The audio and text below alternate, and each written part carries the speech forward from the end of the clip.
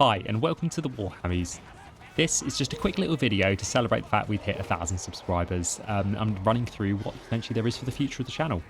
So first things first, I just want to say a massive thank you to everyone who has kind of come together to support the channel. Those who have commented, liked, subscribed to my videos.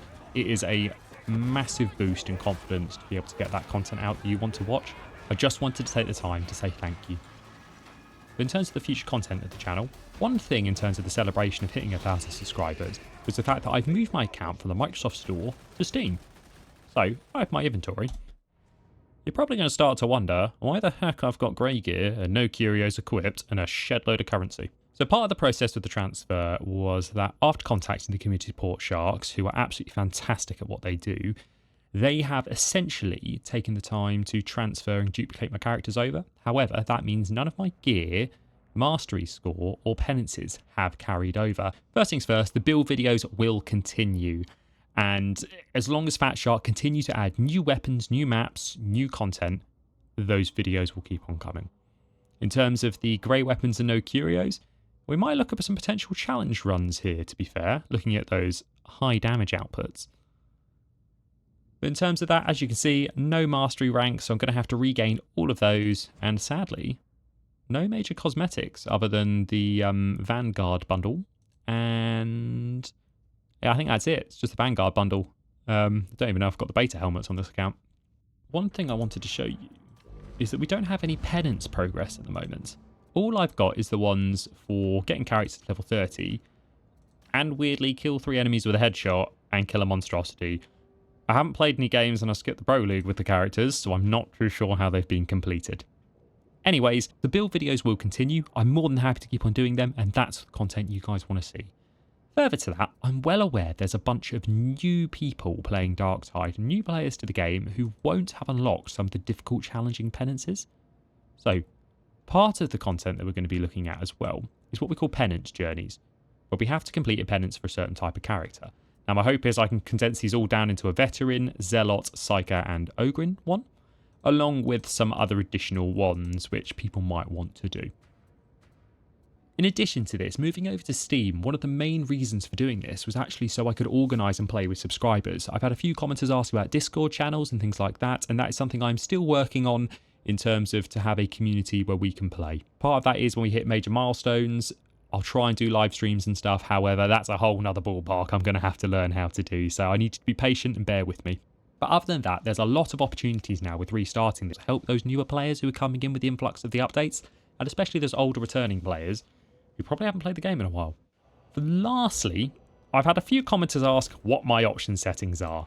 First things first, we'll run through my video settings. I run an RX 7800 XT. I managed to get one on sale a few months back, and I remember thinking, this card shouldn't be this cheap.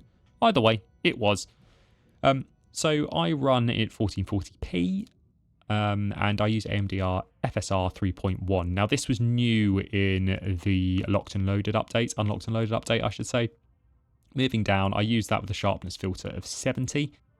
My graphics preset is custom, and this, oh yeah, turn ray tracings off, by the way. Don't have them on unless your computer can run them. So my graphics quality I've set to custom. Now the reason for this is because when I record for you guys, I like to get nice steady frame rates. If I probably wasn't recording, I could probably push some of these to high, but it's not worth it because you guys don't want the dips in frames when we play. So everything I've got set to medium. The global illumination I have to low, blooms on, everything else off, medium, and lens quality being on. Lens flares, sunlight only here. Now, if you want to get some better power out of your system for playing Darktide and you want sort of a smoother game, faster frames than that, look at these settings, okay? In terms of your max ragdolls and your decal lifetime, all of this, if you drop those, they're not necessary for playing the game. In reality, max ragdolls, yes, it's fun to see loads of bodies littered everywhere, but it's not necessary because by the time you turn around, you're dealing with things too fast and the higher difficulties, it's just going to clutter your screen. So you can get rid of those and it'll increase your performance.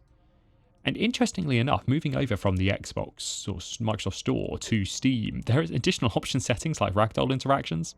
It didn't exist in Microsoft Store. There are some people who really want to know what controller settings I use. So don't gawk too much at them, as I am well aware my sensitivity when turning with ranged weapons is incredibly slow. But my controller layout is as follows. I use the default settings. I melded with them quite well. I use an Xbox controller personally, as I kind of grew up in the 360 era using those controllers. So I'm very used to them by now. And in terms of vibrations, I have them on, always a bunch of fun, but my look and aim, I have aim assist off. I found the aim assist, and I don't know whether they've updated it in Darktide since, but when I started playing, it was really invasive aim assist. You couldn't control its sensitivity, and I remember it would just tab in on an enemy when you're trying to shoot something far away. It was an absolute nightmare, so I just turned it off, and actually, I find the game's quite useful without it on. Continuing down, my response curves are linear. Now, I know a few people have commented and said, oh, that turning speed is slow. Yes, it is like operating a tank, but it works. And just going down on that, you can see my sensitivities are all set to 1, other than my horizontal sensitivity, non-range, so for your melees, is at 1.4, just so I can turn and get those blocks off. That's it for the video. I hope you guys have enjoyed it, and I just wanted to say a massive thank you for everyone who has kind of come together to support the channel. We've run through a brief idea of what potentially is happening for the future of the channel, but for now, I just want to say thank you very much. We've got another build video coming out on Tuesday. Part of that is very much making sure that, you guys have the content you want to watch. But anyways, I hope you've enjoyed this video and this brief update to the channel and kind of discussing where we're going to go next with it all. Have a good day, and I'll see you in the next video.